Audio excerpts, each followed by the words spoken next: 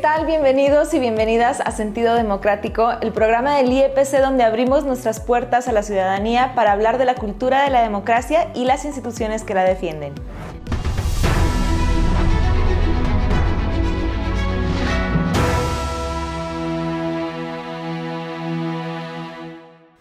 Hoy, en La Voz Pública, tocaremos el tema del voto desde prisión.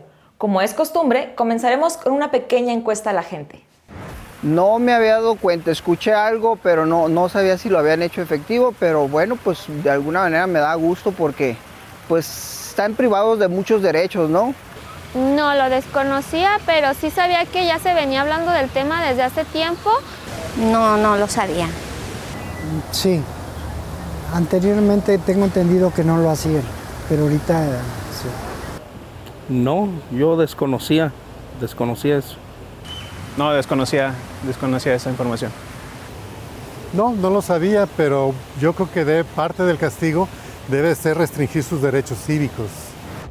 No me extraña que la mayoría de la gente haya contestado que no, pues el voto desde prisión fue una acción que apenas se implementó en las elecciones pasadas.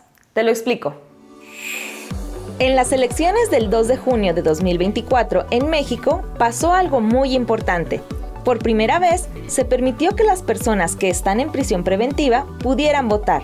Esto fue posible gracias a cambios en las leyes y a los derechos humanos que reconocen que, mientras no haya una sentencia de un juez, estos ciudadanos y estas ciudadanas siguen siendo inocentes y tienen derecho a participar en las elecciones. Con estas acciones se maximizan los derechos político-electorales de las personas en situación de vulnerabilidad. En todo México se registraron más de 30,000 hombres y mujeres en prisión preventiva. Jalisco fue el segundo estado en donde hubo mayor participación, con 2,938 personas. Este proceso fue un poco diferente del llevado a cabo en las casillas. Veamos si la gente supo las diferencias. Pues tienen el mismo derecho, creo que aunque ellos estén dentro de otro rango, por así decirlo, pues igual tienen derecho a emitir su voto. Pues no hubo gran diferencia. Pues tal vez a los que están en prisión no pudieron haberles dado la misma información que a nosotros que estamos libres. Creo que no se llevó a cabo al mismo tiempo, sino que unos votaron en una fecha y otros en otra. Pues yo siento que la gente que votó en prisión a lo mejor tenía un poco menos de información, ¿no?, de lo que estaba pasando en la sociedad. Pues me imagino que los gobiernos no son diferentes gobiernos, es la diferencia que antes había otro tipo de gobierno, otro movimiento, otros pensamientos al de ahorita. Pues desconozco la verdad cómo se dio el proceso dentro de las prisiones, pero pienso que debe ser igual que en el exterior, ¿no?, con representantes de ellos mismos. Otra vez la pregunta medio sacó de onda a nuestros amigos y amigas, pero no hay que alterarse, no pasa nada, que este programa nació precisamente para fomentar la cultura democrática. La primera diferencia estuvo en las fechas de la votación. El Instituto Nacional Electoral y el IEPC se encargaron de organizar aquí en Jalisco todo lo necesario para que las personas que estaban en prisión preventiva pudieran votar de manera segura y sin problemas. Para lograrlo, los institutos utilizaron un sistema especial de votación anticipada, lo que significa que quienes estaban en prisión preventiva votaron antes del día de la elección para evitar complicaciones y cuidar la seguridad. Este proceso se realizó entre el 6 y el 9 de mayo de 2024. La segunda diferencia fue en cuanto a los cargos por los que podían votar. Las personas que se encontraban en prisión preventiva solo pudieron votar por algún candidato o candidata a la presidencia de la República. Como se trataba de un proceso nuevo, esta limitación buscó facilitar su organización y reducir las complicaciones que implicaría coordinar la votación para todos los niveles de gobierno. Ahora bien, ¿crees que es importante que las personas que se encuentran en prisión preventiva puedan votar? Esto mismo les preguntamos a nuestros amigos y amigas durante el sondeo. Yo pienso que sí, porque pues aunque muchos derechos de los que tienen están privados, pues como la libertad, creo que sus derechos constitucionales sí deben de prevalecer ahí, o sea, como el derecho a votar. Pues siempre van a estar en contra de la autoridad, precisamente por su condición de, pues, falta de respeto, ¿no?, a la autoridad. Sí, aunque estén cumpliendo condena, pues es lo mismo, no dejan de ser mexicanos y son parte de la sociedad. Sí, porque pues no van a pasar toda la vida ahí, ¿no? De alguna manera tendrán que salir y adaptarse a la sociedad. Sí, igual pues es que hay gente que pues, no, o sea, supone que tenemos la mala idea o la idea errónea que son gente mala y pues no, hay veces que hay gente que está por otros procesos, pues, no simplemente porque hicieron algo malo. No, yo creo que si están presos deben de restringirse sus derechos ciudadanos. Sí, yo creo que es muy importante que la gente que está en prisión también ejerza su voto. La mayoría de la gente está en lo correcto. Incluso en un contexto de encarcelamiento, estas personas tienen el derecho de expresar su voto. Ahora te cuento un poco más sobre el tema. Permitir que voten las personas que se encuentran en prisión preventiva, es decir, que no han sido sentenciadas, demuestra que el gobierno mexicano respeta la idea de que son inocentes hasta que se demuestre lo contrario y que está comprometido con ampliar los derechos de todos y todas. Además, que estas personas puedan votar representa un paso muy importante para fortalecer la reinserción social, ya que a pesar de encontrarse dentro de un centro penitenciario, ellas y ellos pueden seguir tomando decisiones por su país. Esto sin duda nos beneficia como sociedad, ¿no crees?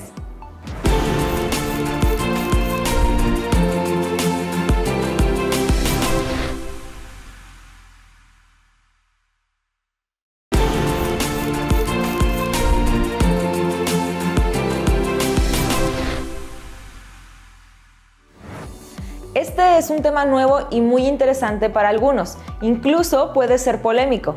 Posiblemente en el futuro hasta llegue a convertirse en material para crear noticias falsas. Y hablando de eso, acompáñame ahora a ver Verdad Cívica, para seguir aprendiendo juntos a identificar fake news y conocer más sobre el tema del día de hoy.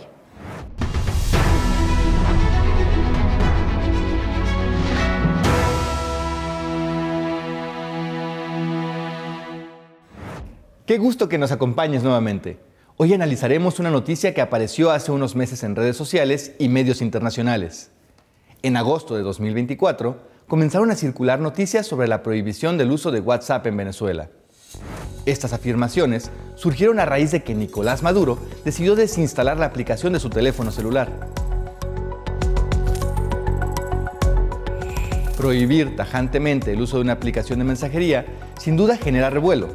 Pero vamos a analizar la noticia y el contexto. Efectivamente, el presidente Nicolás Maduro criticó el uso de WhatsApp, acusando a la aplicación de ser un medio para difundir amenazas contra el gobierno y sus simpatizantes. Esto ocurrió en un acto público en el que Maduro se reunió con jóvenes chavistas tras las elecciones presidenciales celebradas en julio. Además de criticar a la aplicación, Maduro aseguró que él iba a desinstalar WhatsApp de su teléfono para siempre y, además, invitó a su audiencia a hacer lo mismo de manera voluntaria. Al leer las palabras de Maduro, nos damos cuenta de que es una exageración afirmar que en Venezuela se va a prohibir el WhatsApp. Además, al seguir investigando, nos damos cuenta de que posteriormente él mismo aclaró que no iba a bloquear la aplicación en el país. Este es otro ejemplo de los muchos que hay acerca de lo sencillo que es desinformar. Por eso, es importante que cuando te topes con algún post o alguna noticia que parezca sospechosa, investigues si esta procede de alguna fuente oficial antes de compartirla en tus redes. Recuerda que a todos y a todas nos corresponde crear una cultura de información.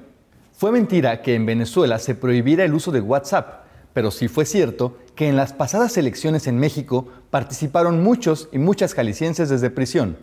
Hoy, la consejera Claudia Vargas nos platicará sobre este acontecimiento. Bienvenida, consejera. ¿Qué tal? ¿Cómo están? Gusto saludarles. Gracias. Consejera, ¿cuál es la historia del voto en prisión preventiva y por qué pueden votar las personas a las que aún no se les ha dictado sentencia? Bien, mira, te voy a explicar en dos partes. Lo primero es que en nuestra Constitución, en el artículo 38, se establecen las razones por las que la ciudadanía, todas las personas que tenemos derecho a votar, nos suspenderían esos derechos. Y una de esas es que tengamos una sentencia condenatoria por algún delito. Si no tenemos alguna sentencia condenatoria, entonces tendríamos nuestros derechos vigentes. ¿Qué es lo que ocurre con las personas que se encuentran en prisión preventiva? Se llama prisión preventiva porque están todavía durante un proceso de investigación para determinar si esa persona es culpable o no.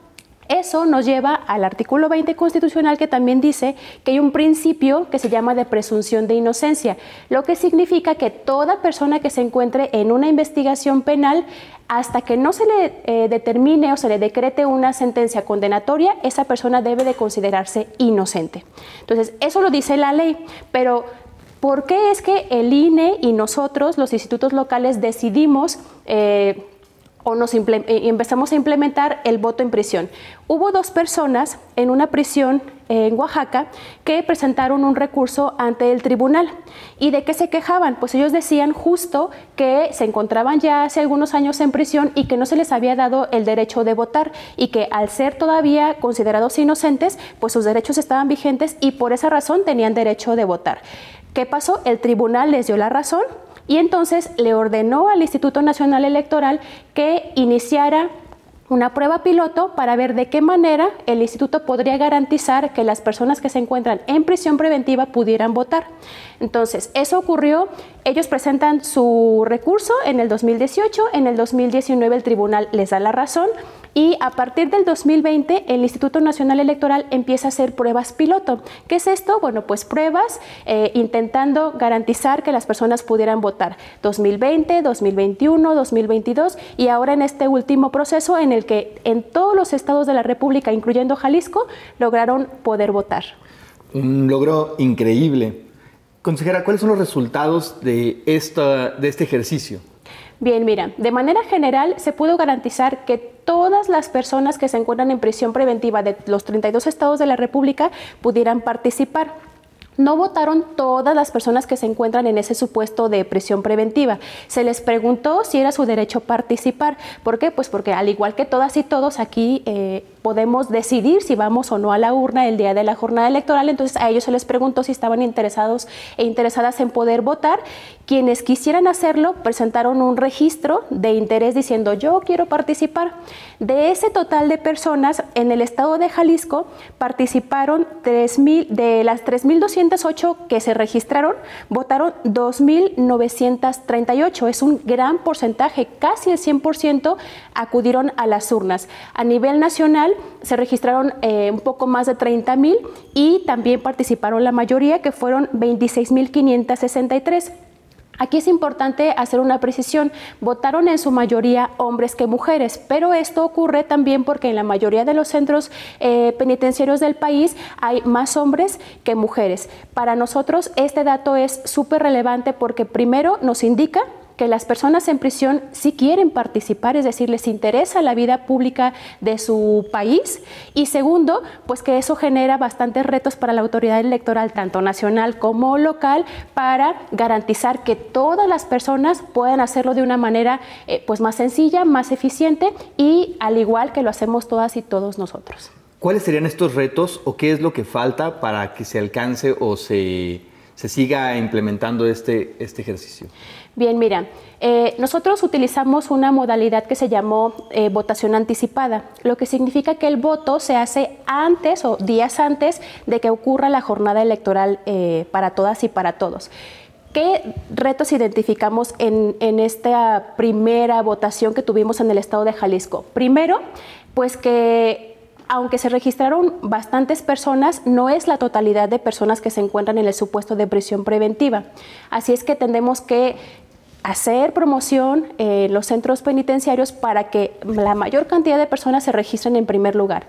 En segundo lugar, debemos de garantizar que reciban la información de las candidatas y de los candidatos, ya sea llevándoles papeles impresos, promocionales o incluso hacer debates o que puedan ver ellos y ellas los debates dentro de cualquier reclusorio. ¿Por qué? Pues porque ellos nos comentaban que se informaban de lo que pasaba afuera en cuanto a las campañas por medio de sus familiares, pero creo que es una obligación de la autoridad el garantizar que ellos y ellas puedan recibir la información pues de forma directa, ya sea que las candidatas y los candidatos vayan ahí in situ o buscar los medios para que puedan recibir esa información pues de manera más rápida y en más abundancia. Y un último reto que me permito señalar es que debemos de garantizar que la votación para ellas y para ellos sea más eficiente. Aunque fue de modo anticipado y tuvieron la posibilidad de recibir la información impresa de cómo es que tenían que votar, creo que es importante que nosotros diseñemos una nueva estrategia para garantizar que todas las personas tengan claridad de qué documentos van a recibir, es decir, cómo van a recibir las boletas, qué tienen que marcar, etcétera, etcétera. Y una cosa más, y creo que es la más importante, debemos de garantizar que las personas puedan votar por todos los cargos de elección popular, ya que en esta ocasión solo pudieron votar por el cargo de la presidencia de la República. Pues es un gran avance, aunque todavía falta mucho por hacer. Muchísimas gracias, consejera Claudia, por habernos compartido estas apreciaciones sobre el voto desde prisión preventiva y todo este camino que falta por andar todavía. Y regresando del corte, seguiremos aprendiendo sobre este tema en La Chorcha, así que no te vayas.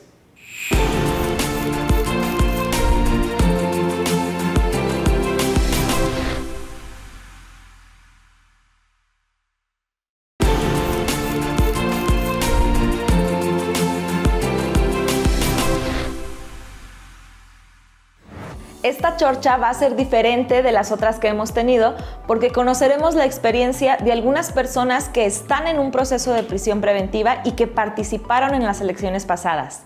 ¿Me acompañas?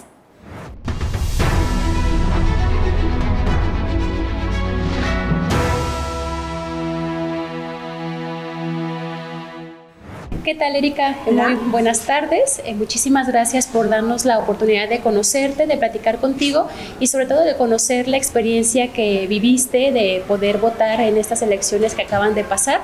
La idea es pues conocer justamente cuál es tu percepción, qué te pareció y buscar pues mejoras para los siguientes procesos electorales. Entonces pues te invito a que nos platiques con toda confianza, con toda libertad de lo que ustedes nos compartan. De eso dependerá pues las propuestas que nosotros hagamos para mejorar los siguientes procesos para que sea pues cada vez más fácil para ustedes que puedan ejercer este derecho de votar.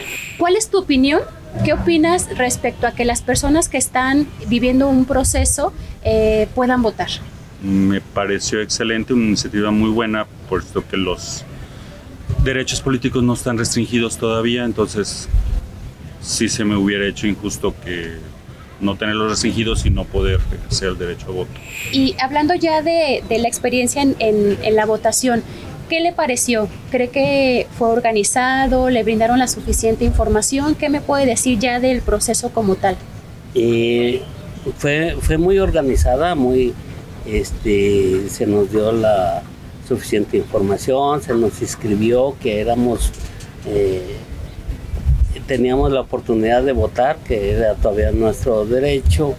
Y ya hablando del proceso, ¿no? Desde que les avisaron que iban a poder votar y ya el día de la votación, ¿qué te pareció?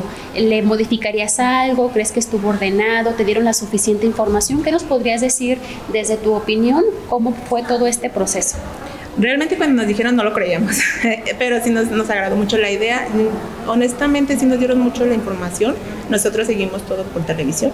Y la verdad sí fue muy interesante ver las propuestas. Esperamos nos cumplan mucho de lo que se prometió, porque sí tenemos un poquito de confianza y fe en ellos.